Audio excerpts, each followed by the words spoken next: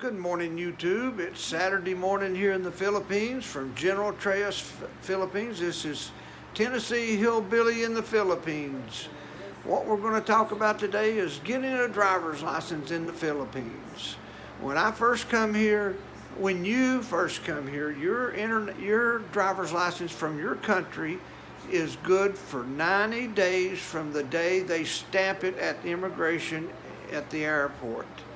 After that, it is no good. I was told also that you could get an international driver's license, and that's good here. I bought one online, $45. I printed it out. They send you a booklet. Basically, the booklet has your pictures in it, and it's signed by a signature machine. But they say this is good. They say if you want to rent a car in a foreign country, you got to have an international driver's license. Well, anyway, I got one of those because I had such a hard time getting my driver's license. I went online, got the information, went to the LTO, which is basically the driver's place here in the Philippines. You have to go there, stand in line.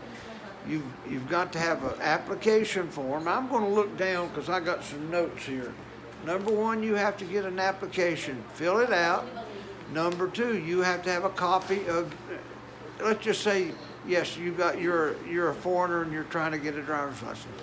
You have to have a photocopy of your driver's license, plus you got to have the real driver's license to show the man. You have to go and get a medical. And this medical basically is just they take your temperature, your blood pressure and such. Me, I got high blood pressure. I got a good talking to, but I passed. And you need to know your blood type here.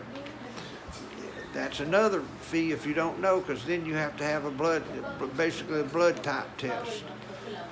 Then you go to the first man with the LTO. This is the one you have to get by. Another requirement is you have to be in the country 1 year. So in other words, if you just got here 90 days and want to go get your driver's license, it's not going to work. You've got to be here a year. I'd been here over a year when I tried to get it my first time, but what happened, I got robbed in the United States and had to get a new passport. Well, my old passport was the one that showed I'd been here a year. They wouldn't take nothing except proof. It's got to be dead right proof. Once I showed them, because I ended up having a photocopy of all my extensions here. Once they did that, they said, no, you're going to have a resident visa, and every time I went, they found another reason that I couldn't go. I went to probably 4 or 5 times before I was able to get my driver's license. Finally, we bought a car, and it come to the point that, here in the Philippines, it's not just giving you a ticket. If they want to, they can confiscate your vehicle, your car, your motorcycle, and take it.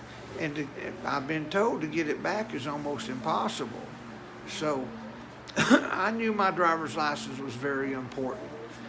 Well, anyway, we went to another place, and finally the lady sat me down and just told me, she said, Mr. Reed, she says, the reason it's so hard to get a driver's license as a foreigner here is that so many foreigners will come here, they'll buy a motorcycle, a car, and of course they put it in their own name, like I would put it in my name. Then they leave, they never come back. So here you have a car, a motorcycle, you leave it with your girlfriend. She can't sell it because, again, as I say, they are very particular with the law here. If it's in your name, you're the only one that can sell it, no matter what. So what happens now, the Philippines is getting the influence of a lot of cars that nobody can sell. Nobody can legally drive. Well, anyway, we went, after that, we went back and we went to this gym.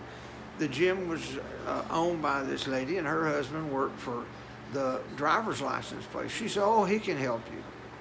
And everybody said, oh, we can help you, we can help you, we can help you. And, I took it as a grain of salt. Well, anyway, we found somebody, and they told Judith, come tomorrow.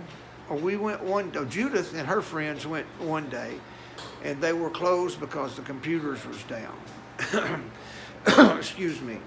So the next day I went with them, and we got there, and I paid a fee. The man looked at my requirements, no problem. I was ushered through. I didn't have to take a written test. I didn't have to take a driving test. I had to give my driver's license. I had my resident visa card, so they took that. They did question me what kind of vehicle I have, and all a little bit. But basically what I'm saying is you need to find somebody to help you get through that first person. That first person is there to turn you down. After you get your driver's license, you plan on driving here. Number one, you better get your liability insurance. That is a must here on a motorcycle or a car. 99% of the vehicles driven have no insurance, and the driver probably doesn't have a driver's license. But as a foreigner, you better have it. You will lose every time. You cannot win against a Filipino citizen to you as a foreigner. You're going to lose. That's the reason I put in a dash cam. It records me driving. It records the back. And if all else fails, you into a really serious accident, you can take the computer out of your car, have it examined. It tells you how fast you're going, what you was doing, and such like that. Good evidence, something good to know. But number one, driver's license are required after 90 days. International driver's license, I found out, was good here in the Philippines. I haven't never used mine, but mine's in the car just in case. You never know what's going to happen. So I've got my Filipino driver's license, I've got my American driver's license, and I've got an international driver's license. I talked to someone about that insurance. I talked to a Filipino. It was a Filipino pastor. I said, do you have insurance on your car? He said, well, I carried it the first year, and after that I didn't carry it. It's too expensive. Why they carry it the first year is just like our new car that we bought. It is included in the price of the car the first year. So I've got full coverage. Now, at the 1 year from now, it'll be my responsibility to pay for it. And I'm sure that full coverage on that car is very expensive. On the other car, the other van that we had, I think I was paying, what did we pay, honey? $5,000 insurance on that van? Yes. Over 5,000 pesos, which is $100. I mean, considering America, you're paying $1,000 for a year. Here, you're paying $100 for a year. So it's just good advice to have what you got to have, because, like I say, 90% of these guys do not have license or insurance. And these motorcycles around here, they're being driven by little children, most of them being teenagers. You got to be 18 to get your driver's license here, just like most countries. And I see kids driving these motorcycles, no helmets. And, still you're probably going to have to be the one to prove that it wasn't your fault. Well, this is Tennessee Hillbilly in the Philippines. If you like this, please thumbs up, like, comment, share, and subscribe. Please do one of the three. Do all three for me. And I really thank you for watching.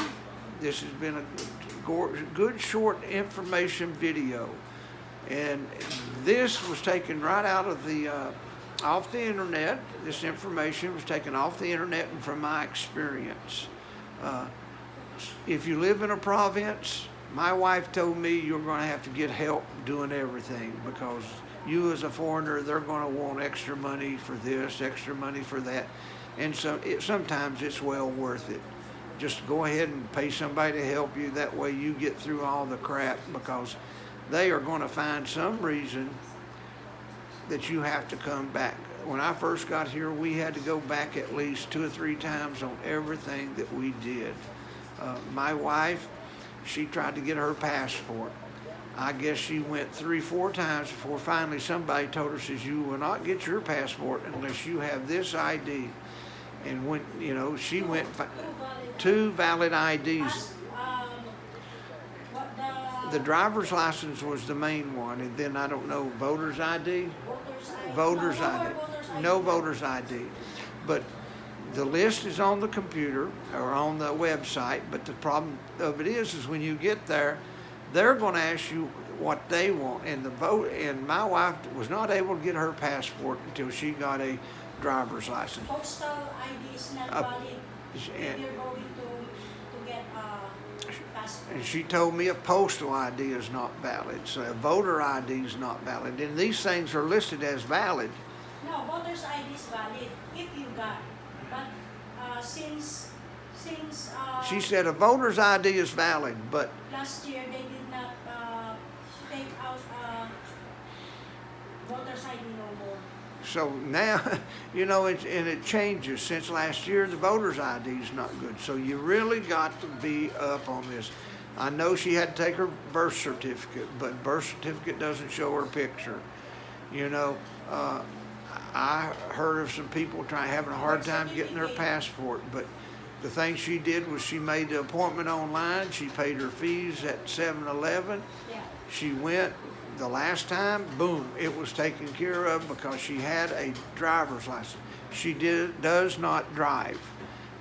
Okay, so, but that driver's license was well worth her getting.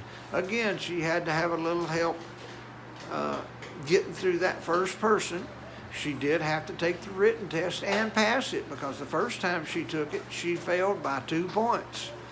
So the next time she took it, she read the book. She studied a little bit. Though it tests just like overseas. If you read the book, you probably can pass it by the skin of your teeth. I got a picture of her coming out of the test thing. So big old smile on her face. It was well worth it. But anyway, again, if you like this, please thumbs up, comment, share, and subscribe, please. This is a new channel, and what my basic for doing this is trying to help somebody keep from making mistakes. I'm not an expert, but I've done a lot of things here. I've been here since 2012, made a lot of mistakes, and 99% of them was my fault. And if I can keep you from making a mistake by telling you what I did, then everything I do is well worth it. Thank you very much, YouTube.